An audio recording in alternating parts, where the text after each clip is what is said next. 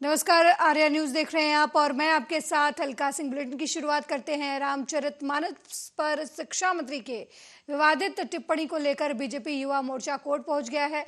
युवा मोर्चा ने कोर्ट में शिक्षा मंत्री के खिलाफ याचिका दायर की है और सार्वजनिक रूप से माफी मांगने की भी बात कही है। बता दें, बिहार के राजधानी पटना में रामचरितमानस विवाद को लेकर घमासान छिड़ गया है। अब ये मामला कोर्ट तक पहुंच चुका है। भारतीय जनता पार्टी के युवा मोर्चा बिहार प्रदेश अध्यक्ष ने सिविल कोर्ट में बिहार के शिक्षा मंत्री चंद्रशेखर के खिलाफ याचिका दायर की है। इस मौके पर युवा मोर्चा के प्रदेश अध्यक्ष दुर्गेश सिंह ने कहा कि शिक्षा मंत्री जब तक सरेआम माफी नहीं मांगते तब तक वो लोग इस मामले में उनका विरोध करते रहेंगे। बिहार के शिक्षा मंत्री डॉक्टर चंद्रशेखर द्वारा पिछले दिनों जो रामचरितमानस जैसे पवित्र धर्म ग्रंथ पर जो आपत्तिजनक बयान, अमर्यादित बयान दिया गया था, उसके विरोध में भारतीय जनता युवा मोर्चा 2 दिन पहले भी सभी जिलों में, पटना सहित सभी जिलों में हम लोगों ने पुतला दहन किया था और आज उनके खिलाफ याचिका हम लोग दायर की है। निश्चित रूप से भारतीय जनता युवा मोर्चा जब तक वो अपने बयान से माफ़ी नहीं मांगते हैं और मुख्यमंत्री अगर उनको नहीं हटाते तब तक भारतीय जनता युवा मोर्चा का विरोध जारी रहेगा। जो शिक्षा मंत्री हैं डॉक्टर चंद्रशेखर जी, उनकी टिप्पणी के खिलाफ जो रामचरितमानस जैसे विशेष धार्मिक ग्रंथ पर जो उन्होंने टिप्पणी दी है, उसके खिलाफ आज हमने क्रिमिनल फाइल किया है। यहाँ पर 23 जनवरी को इसका बहस होना है और भारतीय जनता युवा मोर्चा के लोगों के माध्यम से हमने ये प्रयास किया है कि वैमनस्यता फैलाने का काम कोई भी अगर करेगा, वो सरकारी पक्ष का लोग भी हो, क्यों ना हो, तो कानून का सहारा हम लोग लेंगे। आज क्रिमिनल फाइल हम लोग किए हैं, 711 वाद संख्या मिला है और 23 जनवरी को हम लोग का बहस होगा। बहुत जम कर ये केस लड़ेंगे। चंद्रशेखर जी को माफ़ी मांगना चाहिए, बिहार सरकार के आदरणीय मुख्यमंत्री को उनको बर्खास्त करना चाहिए कि इस तरह का सोशल इंजीनियरिंग को काट करके लोगों के बीच वैमनस्यता फैलाने का काम ग्रंथ के नाम पे, जात के नाम पे। वहीं फतेहाबाद में रोड सेफ्टी अभियान के तहत पुलिस विभाग ने लायंस क्लब के साथ मिलकर वाहनों पर रिफ्लेक्टर लगाए। बता दें कि फतेहाबाद के लाल बत्ती चौक पर वाहनों को रोक रोक कर रिफ्लेक्टर लगाए गए। वहीं मौके पर पहुंचे डीएसपी चंद्रपाल ने कहा कि सर्दी और कोहरे के मौसम में वाहनों पर रिफ्लेक्टर लगे होने से दुर्घटनाओं की संभावनाएं कम होती हैं। लायंस क्लब वालों ने जो ये रोड सेफ्टी के लिए कोई धुंध में किसी का एक्सीडेंट ना हो, इसलिए स्टिकर लगाए गए हैं। ट्राली है, ट्रक है, बस है, उनके थ्री व्हीलर है, लगाए जा रहे हैं ताकि एक्सीडेंट ना हो और लोगों की जान बचाई जा सके। आज लाइफ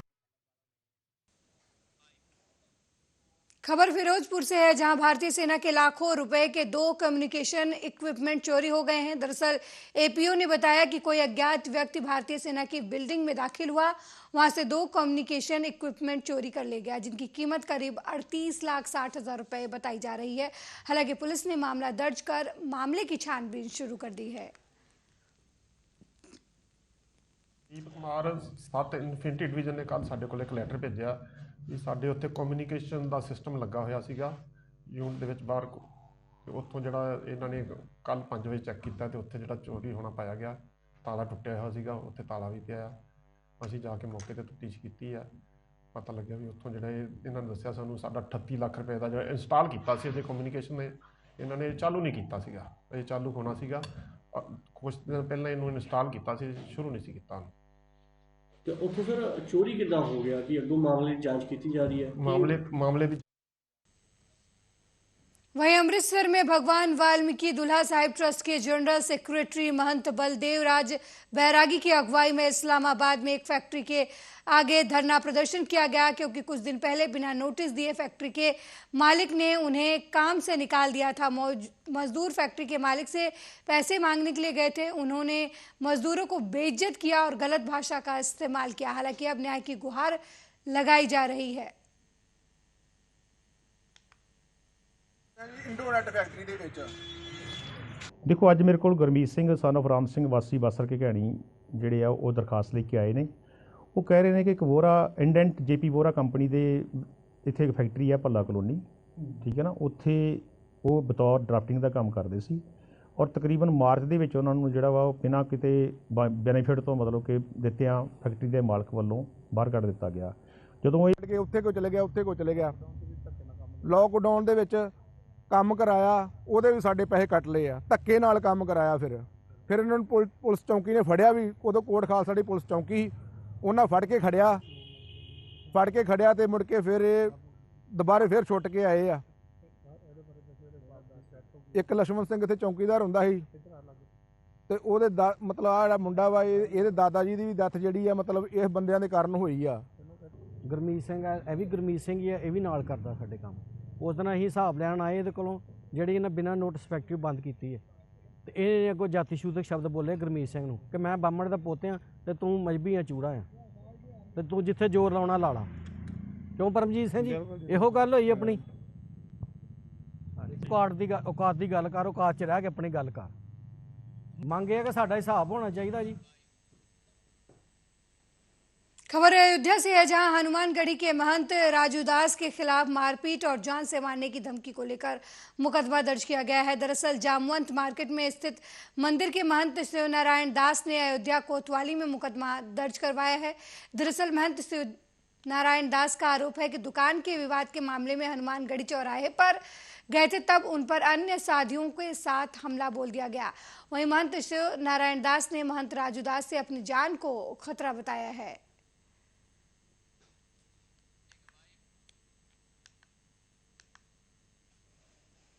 बुलंदशहर में पशु बांधने को लेकर दो पक्षों में खूनी संघर्ष हो गया। हालांकि इस दौरान जमकर लाठी डंडे चल गए, यहां तक कि धारदार हथियार भी इस्तेमाल किया गया। इस खूनी संघर्ष में एक महिला सहित 6 लोग घायल हुए हैं। सूचना पर पहुंची पुलिस ने सभी घायलों को CHC अस्पताल पहुंचाया, जहां हालत गंभीर देखते हुए उन्हें प्राथमिक उपचार के बाद 2 लोगों को हायर सेंटर रेफर कर दिया गया। ये हमारी बहन के नीचे वो गिर गई, बदरपुर की रोड़ी, उसके लिए कई महीने से लड़की आके चुपट गई मेरे से। घर पे कोई नहीं था, मैं अकेली थी, ये सब खेत पे गए थे, आके चुपट गए। सारे जने मेरे से चुपट गए। कि हमारे घर के आए तो उनके ऊपर ये लोहे की लाठी। वहीं कन्नौज में टैक्स न जमा करने पर नगर पंचायत का खाता कुर्क कर दिया गया है। दरअसल तिरवा नगर पंचायत का खाता प्रशासन ने कुर्क किया है। उन्होंने कहा कि नगर पंचायत पर व्यापार करके 10 लाख रुपए बाकी हैं।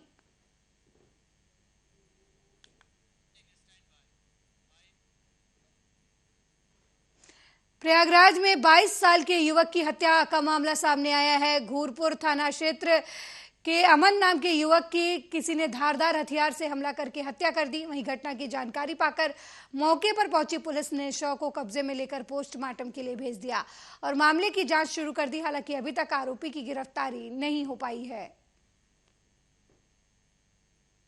ये दोना मंदिर है, इसके पास जो खाली खेत पड़े हुए हैं, इसमें एक डेड बॉडी मिली है जिसकी पहचान श्वेतांश मिश्रा के नाम से हुई है और इसके गले पे चोट के निशान हैं। इसमें जो संदिग्ध हैं जिन पे परिवार वालों ने संदेह जताया है, उसके लिए टीम बना के उनकी गिरफ्तारी के लिए पुलिस टीम भेज दी गई है और परिवार से तहरीर लेके इसमें FIR दर्ज करके आगे। वहीं नगर आयुक्त अविनाश सिंह के आदेश पर नगर निगम की EATF टीम और कोतवाली पुलिस और नगर निगम के कर्मचारियों ने कोतवाली थाना क्षेत्र के बैंक रोड स्थित चौराहे पर बांसवाड़ा के अतिक्रमण को हटाया है। इस मामले की जानकारी देते हुए नगर निगम इंस्पेक्टर राम प्रवेश ने बताया कि आए दिन स्थानीय लोगों की शिकायतें मिल रही थी। अतिक्रमण की वजह से हमेशा जाम की स्थिति बन जाती थी। इस वजह से सड़क को अतिक्रमण मुक्त कराया गया है। ये कार्रवाई है कि हम लोग कोई करने के लिए हम लोग को कोई रोजगार जगह दे देंगे कि हम लोग रोजी रोटी अपना चला कर अपने बच्चे जिला सकें। मतलब हम लोग घर द्वार दे दिए, सब कुछ दे दिए, हम लोग रहने के लिए जगह दे दिए। सड़क पर जाम लगता है ना, तो सड़क पर जाम लगता है सर, तो उनको सोचना कि हम लोग रोजी रोटी कहाँ चलेगा। घर फोड़ कर तो खाएंगे नहीं सर। हम लोग क्या कहना है सरकार से कि हम लोग रोजी रोटी करने के लिए हमको जगह चाहिए। हमारा कहने का मतलब हम लोग का घर द्वार मिला, कोई दिक्कत परेशानी है नहीं। हम लोग का खाली कमाने के लिए दिक्कत हो रहा है। हमारा रोजी रोटी नहीं चलेगा तो हम कैसे रहेंगे? घर तो फोड़ कर खाएंगे नहीं, हमारे बच्चे जिएंगे खाएंगे कैसे? अच्छा, आप लोगों का रोजगार कहाँ घर से चलता है या सड़क से? नहीं, हम लोग का सड़क से चलता है। ये हम लोग का रोजगार सड़क से चलता है। कितने सालों से आप लोग? नगराध्यक्ष महोदय का ये आदेश था कि यहाँ पे बसखोर काफ़ी दिनों से अतिक्रमण कर रहे हैं। जिससे आवागमन में काफ़ी परेशानी हो रही है। और इसलिए ईटीएफ की टीम और मैं सफाई निरीक्षक राम विजय और एक ईटीएफ की टीम सभी लोग हैं। और जबकि अभी 1 घंटे पहले नगरायुक्त महोदय ने आदेश दिया है कि यहाँ से जितने वस्तुओं हैं इनको खाली कर दिया जाए, जिससे आवागमन में किसी। वहीं लखनऊ में दारुल उलूम के प्रवक्ता मौलाना सूफियाना निज़ामी ने मदरसा बोर्ड की बैठक के बाद जानकारी देते हुए बताया कि बैठक में कई अहम फैसले लिए गए। उन्होंने बताया कि मदरसा बोर्ड की बैठक के बाद जो फैसले लिए गए उनमें एक बात कही गई कि NCERT की बोर्ड मदरसे में पढ़ाई जाएगी। ये कदम अच्छा है। योगी सरकार का ऑपरेशन क्लीन लगातार जारी है और रायबरेली पुलिस को एक बड़ी सफलता मिली है और जो है अंतर्राज्यीय गो तस्कर को गिरफ्तार करने में। हालांकि इसके 2 साथी भागने में फरार हो गए, लेकिन जैसे पुलिस के पास पहुंची है ये जवाबी फायरिंग करने लगा और आत्मरक्षा के बाद जब पुलिस ने जवाबी फायरिंग की कार्रवाई करी तो जो है इसके एक पैर में गोली लगी है, जिसको जो है पुलिस ने गिरफ्तार कर लिया है। आपको बताते चले ये औरैया जनपद का रहने वाला रईस अहमद है और ये 6 से 7-8 बार जेल भी जा चुका है गो तस्करी के मामलों में। हालांकि इसके 2 अभी जो है साथी हैं वो फरार चल रहे हैं, उनको भी पकड़ने में पुलिस को कामयाबी नहीं मिली, लेकिन लगातार जंगलों में जो है वो कम्बिंग जारी है। तो ये कहीं ना कहीं रायबरेली पुलिस एक सफलता कही जाए तो गलत नहीं होगा, क्योंकि जिस तरह से वहीं शाहजहांपुर के थाना रोजा में 32 साल के युवक का शव मिलने से इलाके भर में सनसनी फैल गई। मृतक के परिजनों ने हत्या का आरोप लगाया है। वहीं सोनभद्र के चौपन थाना क्षेत्र के वाराणसी शक्तिनगर मुख्य मार्ग पर अज्ञात वाहन ने एक बाइक सवार को पीछे से टक्कर मार दी। टक्कर के बाद बाइक सवार दूर जा गिरा, जिससे बाइक सवार की मौके पर ही मौत हो गई। स्थानीय लोगों की सूचना पर पहुंची पुलिस ने युवक को अस्पताल पहुंचाया, जहां डॉक्टरों ने उसे मृत घोषित कर दिया। पुलिस ने युवक के आधार कार्ड से मृतक की पहचान की। पुलिस ने युवक के परिजनों को सूचना देते हुए अग्रिम कार्रवाई की बात कही है।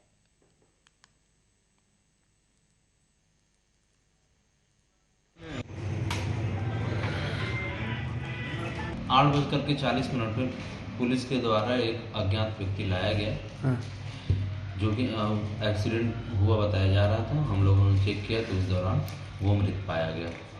वो एम्बुलेंस से आया था सर कि कैसे? पुलिस की गाड़ी सवार। अच्छा, तो हॉस्पिटल आने से पहले ही डेथ हो गई थी? हॉस्पिटल आने से कितने पहले डेथ हुई थी तो कंफर्म नहीं बताया जा सकता, लेकिन जैसे ही आया और हमने तुरंत चेक किया।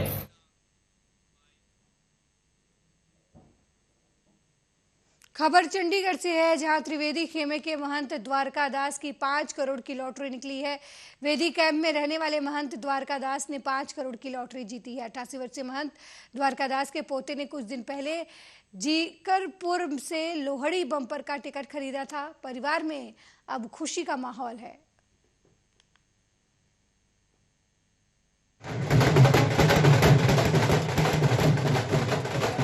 किथे काम करके Lokesh lottery agency Zirakpur big बाजार के बिल्कुल सामने। ਇਹ ਜਿਹੜੀ त्रिवेदी कैंप ਚ ਲੈਟਰੀ ਨਿਕਲੀ ਤੁਹਾਡੇ ਤੋਂ ਖਰੀਦੀ ਸੀ? ਬਿਲਕੁਲ ਜੀ, ਮੇਰੀ ਵਿੱਚ ਵੀ ਟਿਕਟ ਦੇ ਵਿੱਚ ਟਿਕਟ ਨਿਕਲੀ ਹੈ। ਕਿੰਨਾ ਨੰਬਰ ਸੀ? टिकट नंबर 454606 नंबर है। कौन लेके गया? 5 करोड़ रुपए का फर्स्ट प्राइज है। कौन लेके आया थी? टिकट निखिल शर्मा, मैंने खुद अपने हाथों से टिकट दिया उसको। निखिल शर्मा ने टिकट बाई की है और मुझे उस टाइम बोला उसने कि मेरे दादू ने मुझको भेजा है कि फलाना नंबर लेके आना, ये नंबर लेके आना। तो वही नंबर की उन्होंने पूरा नंबर बता दिया? पूरा नंबर नहीं बोला था, लास्ट के 2-3 नंबर उसने बोले थे, पूरा प्रॉपर मुझे अब याद नहीं है कि 06 मतलब वही नंबर उसको मिल गया। कहते दादू ने जो बोला था वो टिकट भी ऊपर मिल गई थी। मिल गई थी। 500 रुपए की टिकट ली है। 500 रुपए की टिकट यही बैठे हैं ਇਹਨਾਂ ਦੀ ਨਿਕਲੀ ਹੋਣੀ। जी जी जी जी। ਤੇ ਅੱਜ ਤੁਸੀਂ ਇੱਥੇ ਫਿਰ ਲੈਟਰੀ ਵਾਸਤੇ? ਬਿਲਕੁਲ ਜੀ, ਮੈਂ ਇਹਨਾਂ ਨੂੰ 16 ਤਰੀਕ ਨੂੰ ਇਨਫੋਰਮ ਕਰਤਾ ਸੀ ਵੀ ਤੁਹਾਡਾ ਪ੍ਰਾਈਸ ਵਗੈਰਾ ਨਿਕਲਿਆ ਤੇ ਕੋਈ ਫੈਮਿਲੀ ਦਾ ਕੋਈ ਇੱਧਰ ਉੱਧਰ ਬਾਹਰ ਗਿਆ ਹੋਣਾ ਤੇ ਅੱਜ ਸਾਰੇ ਆ ਗਏ ਨੇ, ਸਾਰਾ ਪਰਿਵਾਰ ਇਕੱਠੇ ਹੋਇਆ ਤੇ ਹੁਣ ਇਹ ਟਿਕਟ ਦਾ ਪ੍ਰੋਸੈਸ ਜੋ ਵੀ ਮੇਰੇ ਨਾਲ ਕੱਲ ਚੱਲਣਗੇ ਲੁਧਿਆਣੇ ਤੇ ਜੋ ਵੀ ਇਹਨਾਂ ਦਾ ਹੋਏਗਾ। ਕਿੰਨੇ ਪੈਸੇ ਮਿਲਣਗੇ ਇਹਨਾਂ ਨੂੰ? ਇਹਨਾਂ ਨੂੰ 5 ਕਰੋੜ ਚੋਂ 3.5 ਕਰੋੜ ਰੁਪਏ ਮਿਲਣਾ ਹੈ। सारी जिंदगी जी जी मैंने मेहनत की है, बिल्कुल जी, मजदूरी समझ। बिल्कुल जी बिल्कुल। मैं कोई ਇਹੋ ਜਿਹਾ ਕੰਮ नहीं किया। जी जी जी जी। जे पैसा आ गया मैंने खुशी नहीं हुई, बिल्कुल चला गया मैंने गम नहीं हुआ। ठीक है जी, ठीक है। ਹੁਣ ਜਿਹੜੇ ਪੈਸੇ ਆਏ ਆ ਬਾਬਾ ਜੀ ਇਹਦਾ ਕੀ ਕਰੋਗੇ ਤੁਸੀਂ? ਮੰਦਿਰ ਚ ਮਾਨਤ ਵੀ ਉੱਥੇ मेहनत करके खाया। जी बाबा जी ਹੁਣ सवाल तो ये है कि ये जो डेरा है, हाँ जी हाँ जी हाँ जी, ये एक साढ़े पिताजी जी जी जी जी, वो 18वीं गड्डी के महंत तो है इस डेरे के, पाकिस्तान बिल्कुल को लेके। हाँ जी हाँ जी, इधर ही आके उन्होंने डेरा बनाता। जी जी। मैं उन्होंने लड़का हूँ जी जी जी असल पाकिस्तान तो ही ये गड्डी मेरे सपुर्द हुई थी जी, मैं जी। उस पाकिस्तान 13 साल का सी जी जी 1947 आया 1934 का मेरा जन्म है जी जी समझे ना 13 साल का ਇਹਨਾਂ ਨੇ ਮੈਨੂੰ ਉਸੇ ਦਿਨ ਦੱਸਿਆ ਸੀ ਕਿ ਜੋ ਵੀ ਪ੍ਰਾਈਜ਼ ਨਿਕਲਿਆ ਉਹਦਾ ਅੱਧਾ ਅਮਾਉਂਟ ਓਕੇ ਹੁਣ ਤੁਸੀਂ ਇਹ ਪੈਸੇ ਆਏ ਚੇਲਾ ਤੁਹਾਡੇ ਕੋਲ ਕਰੋੜਾਂ ਰੁਪਏ ਆਏ ਆ ਤਾਂ ਕੀ ਕਰੋਗੇ ਤੁਸੀਂ देखो जी मैं 2 लड़के ने हाँ जी एक डेरा है हाँ जी इनको और डेरे को दे देना ठीक है ठीक है।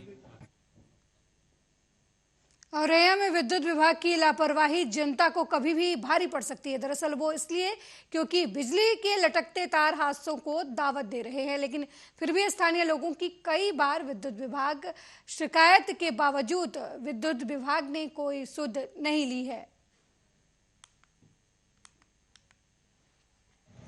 जय साहब से की, एसडीओ साहब से की, मैं वहाँ दफ्तर भी गया था, मैंने जय साहब से कहा भी था, जय साहब ने कहा ठीक करा देंगे। फिर वो बिजली विभाग ने 2-4 आदमी भेजा, फिर चले लौट गए।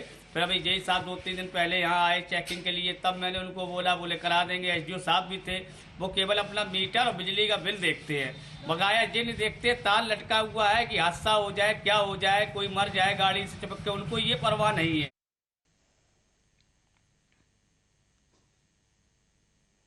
वहीं राष्ट्रवादी कांग्रेस पार्टी की सांसद सुप्रिया सूले ने आज एक पत्रकार सम्मेलन को संबोधित करते हुए कहा कि जिला परिषद और महानगर पालिका चुनाव सरकार को जल्द से जल्द करवाने चाहिए। इन चुनाव के न होने की वजह से जनता का काम नहीं हो पा रहा है, जनता परेशान है। महिन्यांमध्ये सातत्याने आम्ही मागणी करतोय की जिल्हा परिषद आणि कॉर्पोरेशनचे इलेक्शन कृपा करून घ्या, पण ज्यांना मी प्रेमाने आदराने ईडी सरकार म्हणते, ईडी म्हणजे एकनाथजी आणि देवेंद्रजी, जे देवेंद्रजी स्वतःच म्हणले होते की हो आम्ही ईडी सरकार आहे, त्यामुळे अर्थातच त्यांना ते म्हणलेलं आवडतं। त्याच्यामुळे या ईडी सरकारला मी विनम्रपणे विनंती करते की तुम्ही तुमच्या स्वार्थासाठी इलेक्शन घेत नाहीये, पण भरडला जातोय सर्वसामान्य मायबाप महाराष्ट्रातली जनता। आज पुण्यामध्ये बावधनचा प्रश्न असेल, पाण्याचा असेल, कचऱ्याचा असेल, तिथे काही भागांमध्ये तिथे स्वच्छता होत नाहीये, घरामध्ये साप सापडलेत। अशा परिस्थितीत नगरसेवक नसल्यामुळे लोकांनी कुणाकडे वळायचं, आणि म्हणून पुन्हा एकदा नगरसेवक नसल्यामुळे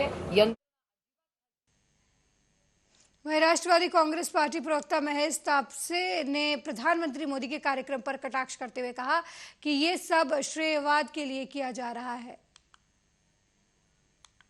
कि नई मेट्रो लाइन और इतर विकास कामों का उद्घाटन आज होने जा रहा है, लेकिन ये सारा ही विकास भारतीय जनता पार्टी ने किया, शिंदे गुट ने किया, ऐसा जो बताया जा रहा है पूरी तरह से बेबुनियाद है, गलत है। ये विकास सरकारी योजनाओं का है, ये विकास के लिए पैसे सरकार ने दिए, मुंबई महापालिका हो, एमएमआरडी हो, राज्य शासन हो या केंद्र शासन हो, इनका पैसा है। ये किसी भी भारतीय जनता पार्टी का या शिंदे गुट का पैसा नहीं है। महाराष्ट्र में जब महाविकास आघाड़ी की सरकार थी तभी भी मुंबई के विकास के लिए महाविकास आघाड़ी ने किसी भी प्रकार की निधि की कमतरता नहीं होने दी। कोरोना काल में भी सारे विकास कामों को प्राधान्य रूप से निधि दिया गया और मुंबई का हित सिर्फ महाराष्ट्र में महाविकास आघाड़ी सरकार ने देखा।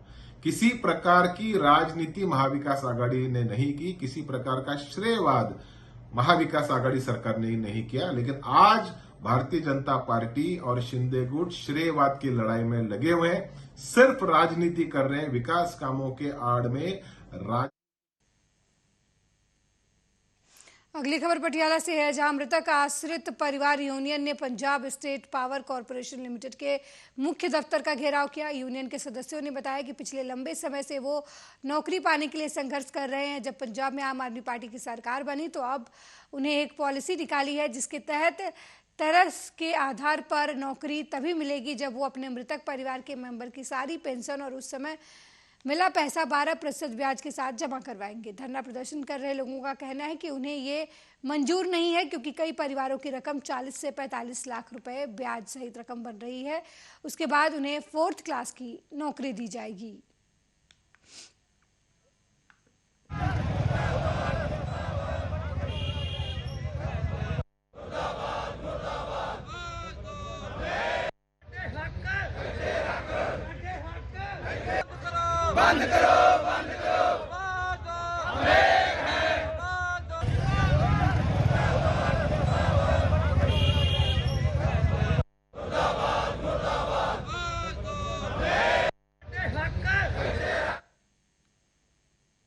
वहीं लखनऊ से खबर है, जहां दारुल उलूम के प्रवक्ता मौलाना सूफियान निजामी ने मदरसा बोर्ड की बैठक के बाद बताया कि बैठक में कई अहम फैसले लिए गए। उन्होंने बताया कि मदरसा बोर्ड की बैठक के बाद जो फैसले लिए गए उसमें एक बात कही गई कि एनसीईआरटी की बोर्ड मदरसे में पढ़ाई जाएगी। ये अच्छा काम है।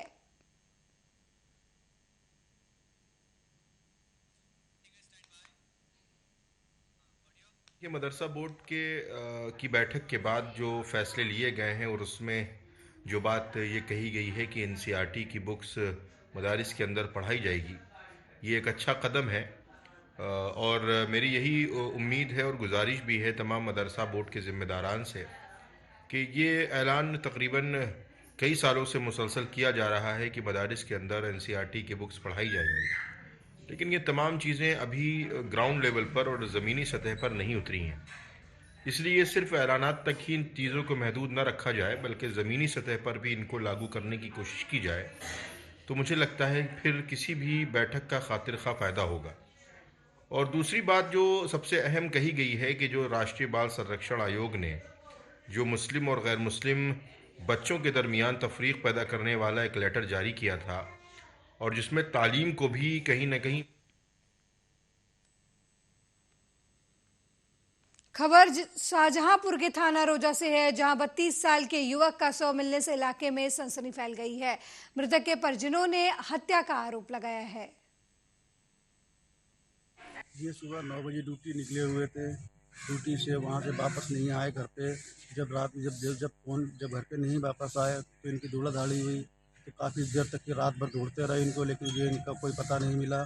उसके बाद सुबह जब उठे हैं तब जाके लोकेशन थोड़ी सी मिली, तो 8:40 पर पुलिस के द्वारा एक अज्ञात व्यक्ति लाया गया। ये सुबह 9 बजे ड्यूटी निकले हुए थे। ड्यूटी से मेरे साथ इस बुलेटिन में फिलहाल इतना ही। देश दुनिया की तमाम खबरों को देखने के लिए देखते रहिए आर्या न्यूज़। नमस्कार।